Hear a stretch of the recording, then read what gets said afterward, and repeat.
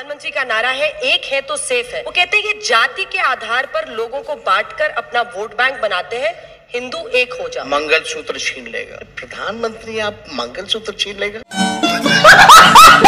आपके प्रधानमंत्री कौन से धर्म के, आपके राष्ट्रपति कौन से धर्म के, फिर भी हमारा देश सेफ नहीं। आज रुपया कमजोर हो रहा है कि नहीं हो रहा, डॉलर के मुकाबले कमजोर हो रहा है कि नहीं हो रहा है। हमारे इकोनॉमी पे बात होनी चाहिए। मोदी जी ने कितने लोगों को नौकरी दिया ये बताओ, ये नहीं सुनना कि कितने लोगों को राशन दिया। गजब हाल है हमारे देश का। मस्जिदों के अंदर मंदिर खोदा जा रहा है, ढूंढा जा रहा है, और विदेश में जो है जोर जोर से बोल के लोगों को स्कीमें बता। तो देखिए, जो नौजवान है, कई जो लाठी खा रहे हैं आज नीतीश जी के राज में, आज का नौजवान बिहार में लाठी भी खाएगा, पढ़ेगा भी, संघर्ष भी करेगा और भाजपा उनको वोट भी देगा। ये चलने वाला नहीं है। लोगों का उम्र निकल रहा है, एक उम्र के बाद सरकारी नौकरियां नहीं मिलती है। नहीं, आपकी नजर में अडानी सबसे बड़ा मुद्दा है देश का, या संभल सबसे बड़ा मुद्दा है, या बेरोजगारी महंगाई? देखिए, ये सवाल जो आपने पूछा है, मुद्दा सबसे बड़ा क्या है जिससे लोगों परेशान है इंडिविजुअली अगर देखा जाए तो सबसे बड़ा मुद्दा जो है बेरोजगारी है, महंगाई है और गरीबी है। आज भी आपको 80 लाख लोगों को राशन बांटना पड़ रहा है। 80 करोड़ लोगों को आज भी जो है राशन जो है बांटना पड़ रहा है। तो लोगों को गरीबी रेखा से ऊपर लाना, ये हमारा मुद्दा है। जो बेरोजगार हैं देश में, अगर आप देखें तो सबसे बेरोजगारी जो है बिहार में सबसे ज़्यादा है। तो हम तो इस चीज़ को लेकर के बोलेंगे। तो आपकी नज़र में ये सबसे बड़ा मुद्दा है एकदम। तो, पर आपके मतलब लेकिन साथी... इससे बड़ा मुद्दा ये भी है कि संविधान जो है वो भी आप देखिए किस प्रकार से भाजपा के लोग जो हैं कहीं ना कहीं से इसको हटा करके अपना जो संघ का जो विधान है उसको लागू ये लोग करना चाहते हैं। संविधान जो है हमारा सुरक्षित रहना चाहिए, लोकतंत्र हमारा सुरक्षित रहना चाहिए, ये सबसे बड़ी बात है। जब संविधान नहीं रहेगा तो कुछ नहीं रहेगा। तो अगर संविधान पे अगर खतरे की बात आती है तो हमारे लिए सबसे बड़ा मुद्दा वो है, उसके बचाने के लिए जो कुर्बानी देनी होगी वो कुर्बानी हम लोग देंगे। लेकिन इसी पर बीजेपी का पलट के जवाब आता है। प्रधानमंत्री का नारा है एक है तो सेफ है। वो कहते हैं, जैसे आपने खुद भी कहा, माई बाप, मतलब उसमें जातीय समीकरण का नाम आपने लिया, तमाम अलग अलग जातियों का। चाहे पीडीए की बात अखिलेश यादव जी करते हैं यूपी में, वो कहते हैं कि जाति के आधार पर लोगों को बांटकर अपना वोट बैंक बनाते हैं, हिंदू एक हो जाओ। देश को सेफ रखना ये सबसे बड़ी प्रायोरिटी है। आप बताओ देश सेफ है कि नहीं है? ये केवल एक पर्टिकुलर माइनॉरिटीज को देख के ये कॉम्युनलाइजेशन वाली बातें की गई। मंगलसूत्र छीन लेगा प्रधानमंत्री, आप मंगलसूत्र छीन लेगा? कैसी बातें कर रहे थे आप चुनाव में? लेकिन खैर जो भी है, आप बताओ तीनों सेना के अध्यक्ष कौन से धर्म के हैं? एयरफोर्स के, नेवी के, आर्मी के, कौन से धर्म के? आपके प्रधानमंत्री कौन से धर्म के? आपके राष्ट्रपति कौन से धर्म के?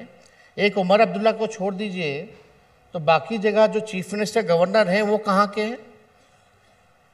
फिर भी हमारा देश सेफ नहीं होगा, या हम सेफ नहीं होंगे, हिंदू सेफ नहीं होगा।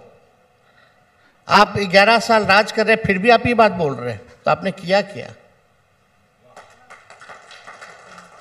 11 साल में क्या किया? और ऑल ऑफ सडन ये 11वें साल जहां you should be telling people, जो मालिक है जनता, you should be telling them कि हमने देश के तरक्की के लिए ये काम किया। आज रुपया कमजोर हो रहा है कि नहीं हो रहा?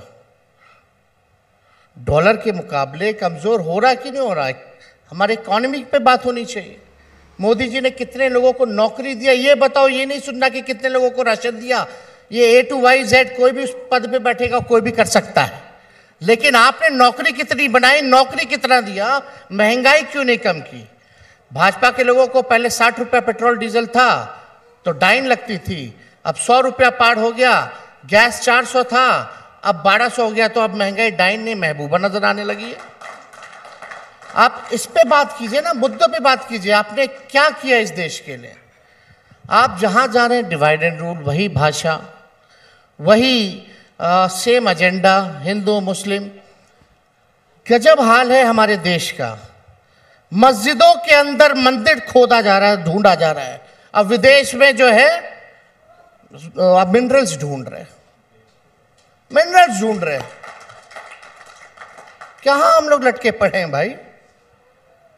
खैर अभी तो कोर्ट में इसका भी आ ही गया है, जो वर्शिप का जो लॉ था उसको लेकर के, प्लेसेस ऑफ वर्शिप एक्ट। अब आते हैं एक और आरोप पर जो बीजेपी तमाम विपक्ष के नेताओं पर लगाती है कि आपके लिए चुनावी नतीजे आने के बाद अंगूर खट्टे हो जाते हैं। जहां आप जीतते हैं वहां तो गप गप, लेकिन जहां पर हारते हैं ईवीएम ने हराया। उसी ईवीएम ने आपको बिहार में भी सबसे बड़ी पार्टी बनाया, लेकिन वही ईवीएम दोष में आ जाता है जहां विपक्ष कांग्रेस का भी ये कहना है कि ईवीएम की वजह से हम हारे हैं, महाराष्ट्र हो हरियाणा। क्या इस आरोप में दम नहीं है? ईवीएम को लेकर के डाउट बहुत ज़्यादा है। एज एन एग्जाम्पल अगर हम देखें, अभी यूपी का जो बाई इलेक्शन हुआ एक सीट पे जहाँ माइनॉरिटी जो है लगभग 70% है, वहाँ बीजेपी चुनाव जीत जाती है और माइनॉरिटी के जो कैंडिडेट्स होते हैं उनको वोट नहीं मिल पाता है। और आज तक पिछला हिसाब अगर आप देख लें तो कभी ऐसा रहा नहीं उस सीट, पर्टिकुलर सीट पे।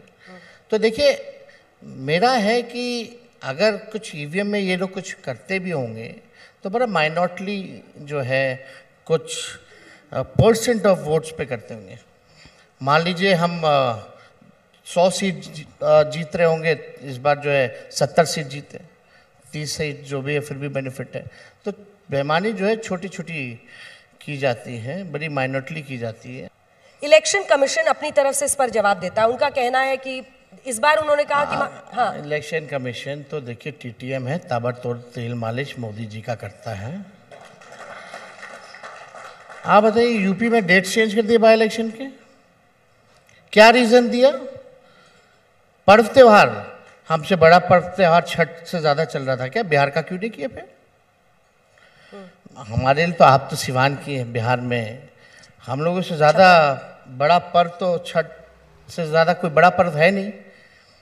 वहाँ का नहीं बदला जाता है, वहाँ का बदल दिया जाता है। क्या कारण है? और पहली बार इतिहास में ऐसा हुआ है। इलेक्शन कमीशन में डेट अनाउंस नहीं होता, लेकिन आईटी सेल बीजेपी वालों के पास पहले लिस्ट आ जाता है। ये सच्चाई है। तो आप देखिए अब इलेक्शन कमीशन अब क्रेडिबल रह नहीं गया है। बहुत लोग आ करके बहुत बातें कहता है, 1 नेशन 1 इलेक्शन। जो बाई इलेक्शन एक बार नहीं करा सकते, क्या 1 नेशन 1 इलेक्शन कराओगे? यही मेरा अगला प्रश्न भी था आपसे कि 1 नेशन 1 इलेक्शन बिल को लेकर कैबिनेट से मंजूरी मिल गई है, आप लोगों का उस पर क्या स्टैंड रहेगा, आपका भी और इंडिया गठबंधन का? आप बताइए ना, कहाँ करा पा रहे हैं इलेक्शन? आज 1 नेशन 1 इलेक्शन कह रहा है, कल बोलेगा 1 नेशन 1 पार्टी, फिर बोलेगा 1 नेशन 1 लीडर। ये क्या मतलब है भाई? आप मुद्दे की बात कीजिए ना। आप बताओ क्यों नहीं करा पाते तुम चुनाव एक फेज में? बिहार हम इलेक्शन कमीशन को चैलेंज देते हैं 1 नेशन 1 इलेक्शन कराना, जरूर कराना, लेकिन बिहार में एक फेज में चुनाव करके दिखा दो। कराए बिहार में एक फेज में चुनाव।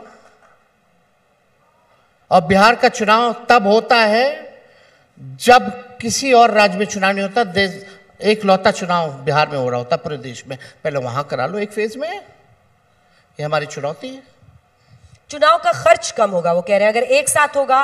और आपको भी नहीं लगता है ये, हालांकि प्रधानमंत्री नरेंद्र मोदी ने कहा कि मुझे बुरा लगता है कि मुझे एक राज्य में जाके पीएम होते हुए सीएम के खिलाफ बोलना पड़ता है। अच्छा लगता है प्रधानमंत्री जी जब बोलते हैं कि चुनाव का खर्च कम होगा।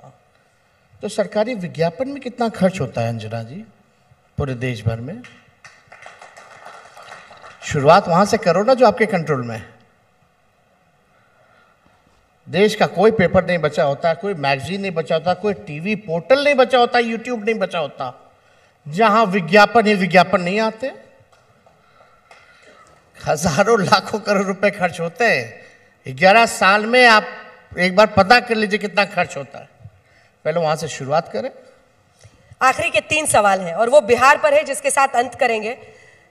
बिहार में तहार असल मुकाबला किससे है? मतलब असल मुकाबला किससे है? नीतीश कुमार से है कि बीजेपी से है कि बीजेपी के गिरिराज सिंह की हिंदुत्व वाली यात्रा से है, किससे मुकाबला है आपका?